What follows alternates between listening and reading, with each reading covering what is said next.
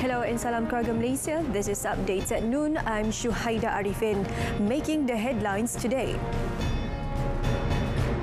Multilane free flow by 2025 to reduce congestion at toll plazas.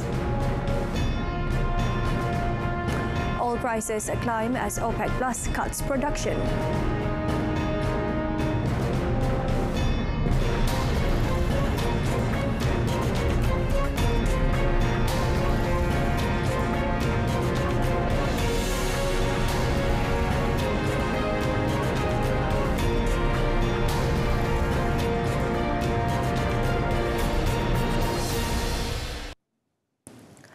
The Works Ministry will introduce a non-stop toll collection system known as multi-lane free flow by 2025 in an effort to reduce congestion at toll plazas. Senior Works Minister Datuk Seri Fadilah Yusof said the proposal had been approved by the Cabinet, adding that with the implementation of multi-lane free flow, vehicles do not need to stop to pay tolls as there would not be any boom barriers. The next step will be perundingan untuk detail out dengan all the concession company. Bagaimana kita nak laksanakan supaya ianya dapat memberi kemudahan kepada para pengguna lebuh raya khususnya. Seterusnya ialah bagaimana kita nak integrate daripada sistem multi-lane free flow di mana kita akan wujudkan the command center yang akan diuruskan di bawah lembaga lebuh raya yang perlu integrate dengan semua majlis-majlis perbandaran ataupun bandaraya. The senior minister said this at an engagement session with the media last night. He said the multi-lane free flow is one of the initiatives under the ministry's Intelligent Transport System (ITS) Master Plan 2019-2023, which was developed to improve the safety of road users and drive the development of IPS application in the country. In addition, Datuk Seri Fadilah said the ministry has also started the process of developing a vehicle weight scale, weight in motion, to detect overloaded lorries that can cause congestion and road damage. He said it was to detect the load limit automatically and legal action would be taken immediately against the vehicle owner or company. Health Minister Khairi Jamaluddin has described the claim that the Control of Tobacco Products and Smoking Bill 2022 is criminalising children as misleading. He said compounds for minors who smoke are provided in the existing regulations, adding that it cannot be registered as a criminal offence. Khairi said there is no prison sentence for minors who smoke under the existing regulations or for those who were born after 2007 in the new bill.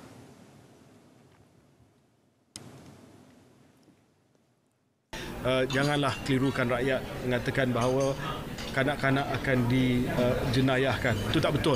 Ya. Sekarang ini pun kalau kanak-kanak beli rokok dan ada penguatkuasa yang kesan, dia akan dikompaun RM50 saja. Tidak ada criminal record. Khairi said the bill has been discussed by the committee members consisting of various politicians, adding that the amendments made were to streamline enforcement to ensure that it does not contain excessive powers. He was met after launching the KKM Now portal. On the portal, Khairi said the KKM Now is a continuation or expansion of the COVID Now portal in line with the health services digitalisation and also the Health Ministry's efforts to establish an integrated platform to share health data. The Ministry of Women, Family and Community Development is prioritising people's welfare when making preparations to face the northeast monsoon season. Minister Datuk Seri Rina Harun said the welfare of the people and victims is the ministry's top priority. Dan 2010 ni telah kita kena pasti dan antara pusat ini juga adalah merupakan tempat pembuangan undi. Contoh sekolah, kita bila mengundi kita buang undi di kita pusat mengundi itu di sekolah. Jadi nak jadikan pusat pembinaan sementara ke pusat nak mengundi? Sekiranya berlaku banjir dan ditempatkan mangsa-mangsa banjir di situ, sekarang nak macam mana ni? Mana yang lebih penting? Datuk Seri Rina said the Social Welfare Department is now 95% prepared, including getting the PPS and essential items ready. She said this when asked about UMNO's intention of having the 15th general election GE15 this year, despite the prediction of heavy rainfall beginning early this month until next month. Datuk Seri Rina said she voiced the ministry's position in the matter during a cabinet meeting discussions the date for the dissolution of parliament to pave the way for GE15. A review of the Bantuan Musim Tengkujuh BMT for rubber smallholders under the Rubber Industry Smallholders Development Authority RISDA has been approved by the Cabinet. Rural Development Minister Datuk Seri Madzir Khalid said the details will be disclosed by Prime Minister Datuk Seri Ismail Sabri Yaakob. Itu dah ada keputusan dalam Kabinet lah. Iaitu bantuan musim tengkujuh. Bantuan musim tengkujuh. Dah ada penambahbaikan lah sikit. The minister was met after presented contributions to students from Padang Terap studying at Institution of Higher Learning. Commenting further, Datuk Seri Madzir said the BMT improvement is expected to benefit 232,000 RISDA rubber smallholders nationwide who currently receive a BMT of RM300 per month for a period of 3 months. Earlier, the Rural Development Ministry submitted 2 recommendations to the Prime Minister to assist RISDA's rubber smallholders who were affected by the low price of rubber. The recommendation was to either raise the floor price of scrap rubber from the current price of RM2.50 per kilogram or extend the BMT period from 3 to 6 months. The Ministry of Tourism, Arts and Culture (MOTAC) will hold discussions with representatives of the Malaysian Association of Hotels regarding the issue of hotel charges which have skyrocketed. Its Minister Datuk Seri Nancy Shukri said that although the determination of hotel rates is beyond MOTAC's control, it will take the initiative to voice the concerns of domestic tourists to the association to be addressed. Kita juga bantu untuk bercakap dengan pihak-pihak yang tertentu. Kalau kita dengar inilah yang menjadi aduan orang, kita bercakap dengan persatuan, terpulang pada cara persatuan untuk menguruskannya lah. Tapi kita tak duduk diam ya. Kita tak duduk diam sebab kita juga nak bercakap bagi pihak pelancong sebab kita mahu orang datang ke negara kita. Meanwhile, when asked about many Malaysians choosing to go on holiday in Thailand, she said that people now want a change of scenery to experience a holiday abroad because they have been trapped in the country for 2 years. Earlier, the minister presented a tablet to 20 eligible students of the National Academy of Arts, Culture and Heritage Aswara to ensure that they could continue to attend lessons online. Coming up in sports, KL City sink Uzbekistan's Sogdiana to reach AFC Cup final.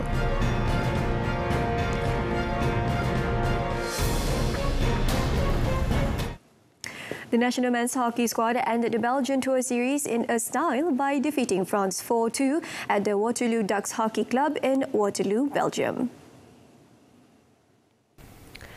Even though the squad under coach A. Arul Sevaraj was down as early as the 6th minute of the match, when France opened the score through a penalty corner, Speedy Tigers equalised through a penalty corner in the 17th minute by Mohammad Razi Abdurrahim. 5 minutes later, France continued to crack the Malaysian goal through a penalty corner in the 22nd minute before Muhammad Aminuddin Mohammad Zain brilliantly levelled the score in the 28th minute.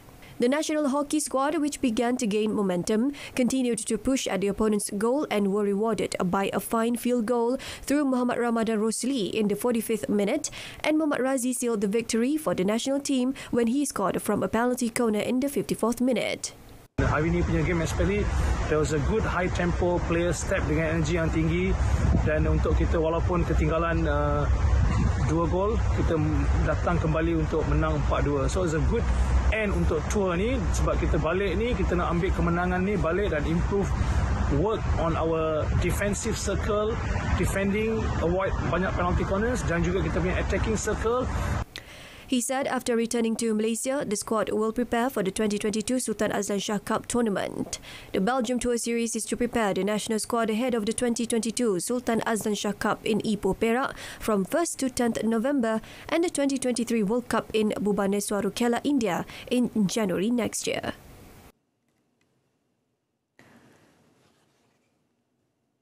Kuala Lumpur City FC KL City achieved a historic feat for the club by qualifying for the AFC Cup final after edging Uzbekistan's PFC Sogdiana club 5-3 on penalties in an interzone final last night. The sensational victory will see coach Boyan Hodak's boys take on club Al Zeeb in the final on 22nd October after the Oman club trashed Al Rifa from Bahrain 4-0 in another interzone final on Tuesday. In the match held at the Sogdiana Sporting Complex, KLCT goalkeeper Kevin Ray Mendoza emerged as the hero when he saved a number of dangerous strikes during the match and also saved a spot kick during a penalty shootout. He saved the second penalty taken by defender Shakbos Jurabekov. KLCT, on the other hand, scored all 5 penalties through skipper Paul Josu, Rome Morales, Muhammad Hadin Azman, Muhammad Akram Mahinan and Giancarlo Galifuco. The City side becomes the second club side from Malaysia to make the final of an AFC Cup competition. 9 times Malaysian Super League champions Johor Takzim JDT achieved a historic feat by becoming the first Malaysian club side to win the AFC Cup back in 2015 after beating Tajikistan's club Istiklal 1-0 in the final.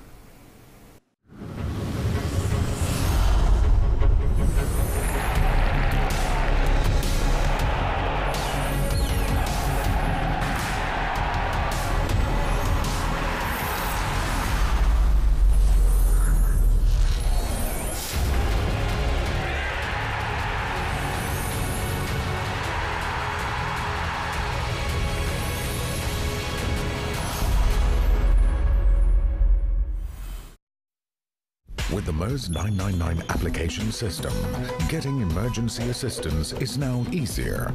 Save Me 999 Police connects the Malaysian public to the police. Save Me 999 Deaf for those with hearing or speech impairments.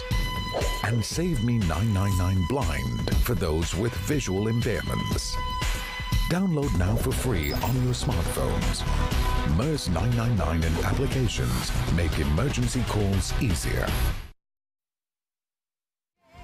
Demi bangsa dan negara, demi kebanggaan sang juara, we will never rest to become the best. Petronas Tutin dan Kawi.